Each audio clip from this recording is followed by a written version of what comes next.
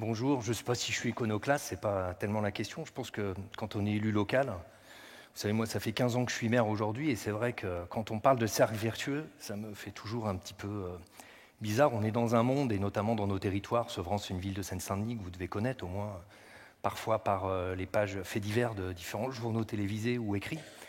Et on est dans un monde, quand on va à Paris, qui est à 15 km, on a l'impression qu'on change de planète. En même temps, on est dans un monde, Sevran, c'est une ville, comme beaucoup de villes dans le territoire, comme Clichy-sous-Bois, Montfermeil, Ivry-Gargan, Aulnay. C'est une ville de 50 000 habitants, 25% de la population a moins de 14 ans. Il y a plus de 73 nationalités là, mais les gens sont français. Enfin, je le rappelle, puisqu'on m'a dit récemment qu'il y avait très peu de Français. Non, la plupart des gens sont français.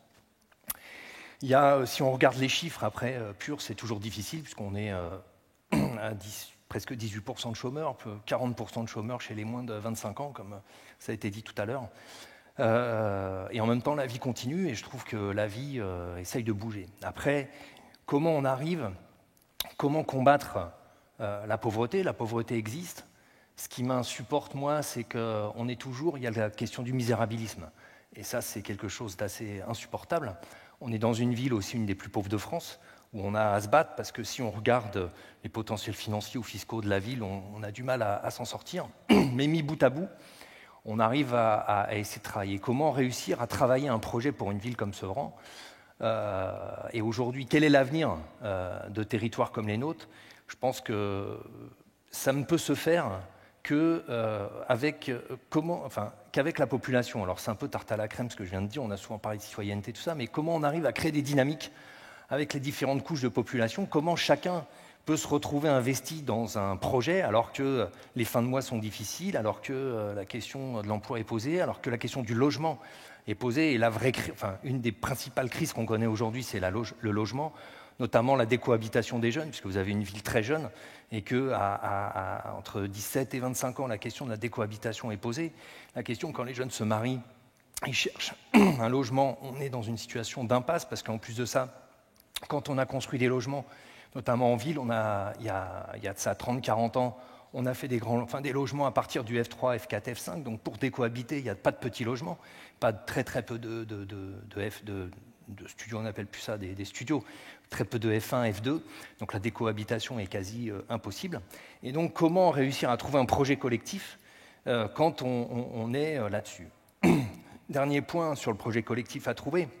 Comment trouver un projet collectif lorsqu'on est dans la situation française actuelle, où on est en pleine rupture de tous les côtés, où, moi je dis souvent, comment travailler un projet politique alors qu'aujourd'hui, notre vrai souci par rapport aux jeunes, c'est que la plupart souhaitent partir du pays, et que quand on regarde notamment les migrants aujourd'hui, considèrent que la France c'est un pays de passage plus que de vie future.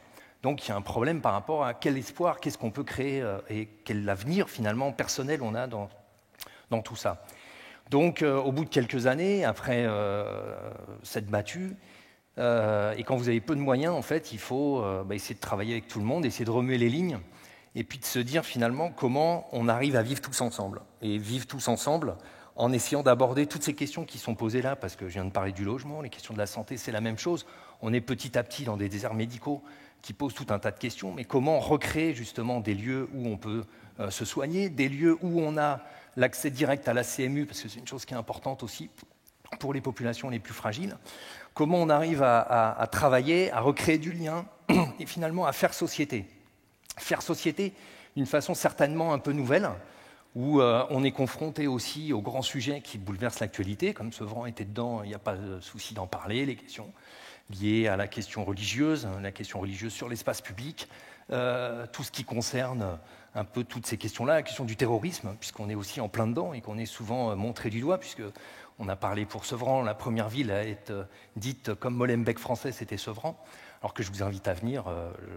Déjà, c'est très dur pour Molenbeek, j'ai toujours une pensée émue pour les élus de Molenbeek qui doivent quand même galérer de façon extrême dans leur vie au quotidien. Voilà, donc la question, pour nous, on a eu de la chance. Par exemple, moi, c'est vrai que j'ai eu la chance de rencontrer un jour quelqu'un qui s'appelait Borloo et de comprendre qu'en 2004, quand il a lancé l'ANRU, même s'il y avait une vision bureaucratique et peut-être un peu carré de Ferland-Rue, mais Borloo avait laissé une marge, c'était une vision un peu pragmatique. Donc en gros, quand je l'avais vu, il m'avait dit faites ce que vous pouvez, et puis vous allez, au fur et à mesure, on va trouver. Et puis finalement, on a réussi en se battant, au fur et à mesure en trouvant, à refaire les choses qui étaient importantes en ville. En parlant de solidarité, on a parlé de formation, mais par exemple, on a pu refaire toutes les écoles publiques. Moi, quand j'ai été élu maire en 2001, la première chose que j'ai achetée, c'est des cornes de brume pour mettre dans les écoles, parce qu'il n'y avait plus d'alarme, dans 6 écoles de la ville qui étaient dans des quartiers d'habitat collectif. Donc il a fallu retravailler tout ça. Quand vous n'avez pas de marge de manœuvre, l'ANRU nous a créé des marges de manœuvre. Je ne dis pas que c'est formidable, que tout a été bien, mais on s'est battu, on a obtenu tout un tas de choses. Puis de fil en aiguille, on a rencontré d'autres personnes comme Christian Blanc et la question du métro. Et il a fallu se battre parce qu'au début, oui, le Grand Paris Express, par exemple, il ne passait pas sous Sevran. Il a fallu déjà le faire passer sous Sevran, puis avoir une gare. Puis aujourd'hui, on travaille sur une deuxième gare. Et autour de ça, essayer de se dire, finalement, avec ces gares, c'est une modification de notre territoire. Ce qui est une réalité, parce que derrière, ça va être aussi des investisseurs qui peuvent venir. On va aussi travailler sur les questions de logement, sur les questions de formation, sur les questions de sport, de loisirs, de culture. Et puis la question centrale pour moi qui est de dire, aujourd'hui on est une ville où on a subi l'histoire. Subir l'histoire, c'est simple. Notre ville, elle est issue de l'ancien monde. L'ancien monde, c'était, j'allais dire, le monde de la locomotive, c'est-à-dire l'ancienne révolution industrielle, celle qui a fait qu'on avait en Seine-Saint-Denis des usines et qu'on a construit des cités parce qu'il y avait les usines et les travailleurs des cités qui habitaient à côté de l'usine et qui pouvaient les travailler direct. Sauf que quand les usines ont fermé, les cités sont restées, les travailleurs sont restés, ils sont devenus précaires, chômeurs, et que leurs enfants aujourd'hui sont dans la merde.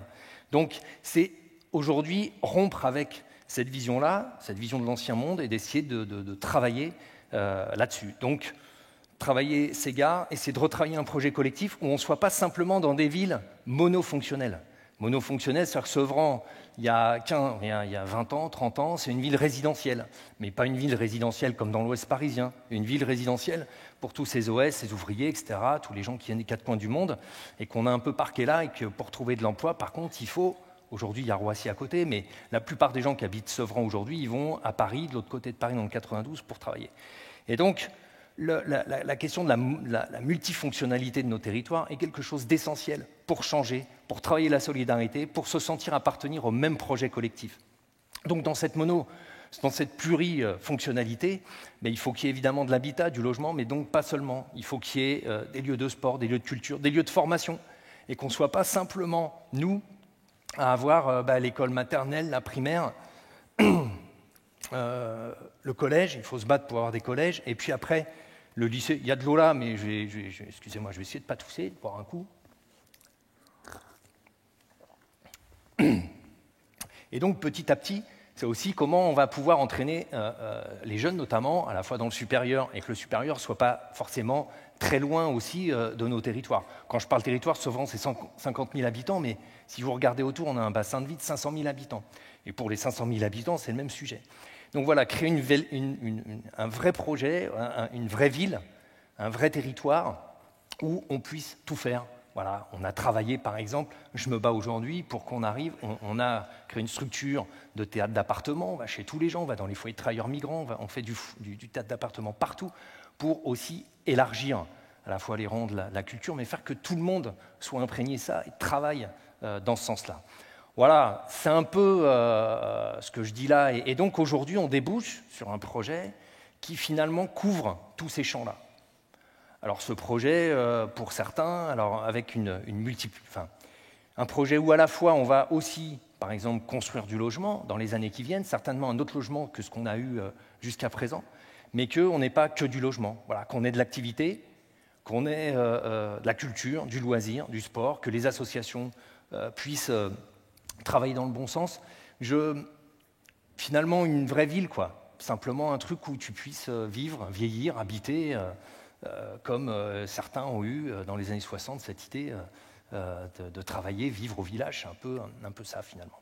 Et donc, voilà, et redonner confiance en tout le monde, et faire en sorte qu'on ait cette société ouverte, pas la société fermée, mais la société ouverte. Je pense que ça passe par là. Et le rôle des élus, le rôle d'un élu local, c'est ça. Voilà, c'est essayer de se battre, faire en sorte, vous savez, un de mes sujets, ce que je dis souvent aux promoteurs ou aux gens de l'État, moi j'ai bien connu une ville qui s'appelait Levallois. Je me souviens de Levallois, moi je viens d'Argenteuil, donc on n'était pas très loin. Je me souviens de Levallois avant l'arrivée de Balkany en 83, qui était une ville ouvrière, etc. Je vois Levallois aujourd'hui. Moi je sais aujourd'hui qu'une ville comme Sevran peut totalement changer dans les 15 ans qui viennent. Et un des sujets que j'évoque à chaque fois est du projet Sevran Terre d'Avenir qu'on est en train de construire. On restructure plus de 150 hectares de la ville à travers ce projet-là. C'est de dire que les gens qui habitent aujourd'hui Sevran, ils aient encore le droit d'habiter Sevran dans 15 ans. Voilà, ça veut dire qu'il faut travailler à ça. Parce qu'une des choses aussi simples qui peut se passer, c'est que finalement, on va détruire des cités, on va détruire des lieux, on sait très bien que le prix va augmenter à la fois du terrain et du mètre carré des immeubles, et faire en sorte que les gens les plus humbles soient finalement virés du territoire. Et l'objectif, c'est de réussir à se faire une vraie ville avec toute cette multifonction, et que les gens qui habitent aujourd'hui à Sevran, dans 15 ans, puissent aient toujours le droit d'habiter la ville. Voilà. Parce que je pense que foncièrement, et je finirai là-dessus, dans un monde, c'est ce que j'ai souvent dit depuis 15 ans aux autres, parce que vous savez, après, quand on est maire, on regarde que notre ville et on met des murs entre les villes. Moi, par exemple, avec une ville, j'ai une quinzaine de voies qui sont bloquées parce qu'à un moment, la ville d'à côté a mis des blocs de béton pour empêcher que les gens passent d'une ville à l'autre. Vous voyez, c'est un peu Londonderry en Irlande. Je pense qu'on ne peut pas vivre comme ça.